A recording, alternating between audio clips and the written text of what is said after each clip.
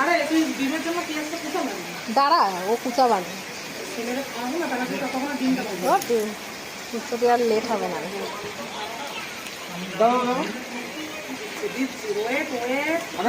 তো দেখো আমাদের খিচুড়ি, পিকনিকের খিচুড়ি অলমোস্ট রেডি, শুধু ফোড়ন দেয়া বাকি। ওবার তুমি কি কিছু বলতে চাও? পিকনিক পিকনিক বলছে কি জন্য? পিকনিক আছে কেন? পিকনিকের মতো ওটা ছোট সব থাকছে। হ্যাঁ, ওটা না থাকলেই পিকনিক হয়। অনেক ছুটি হবে, এটা বর্ষার প্রথম পিকনিক, খিচুড়ি দিয়ে শুরু হলো। আর কি পিকনিক হবে? যদি বড় সব আসবাবপত্র যদি নিয়ে আসে তাহলে চল দিয়ে দে, দিয়ে দে। চলো চলো চলো চলো।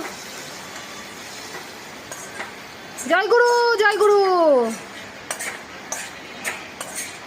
হরে কৃষ্ণ। যে আমার আব্বার হা করে আছে, দেখছে পোড়নটা। হ্যাঁ, গাছ বন্ধ করে, গাছ বন্ধ করে।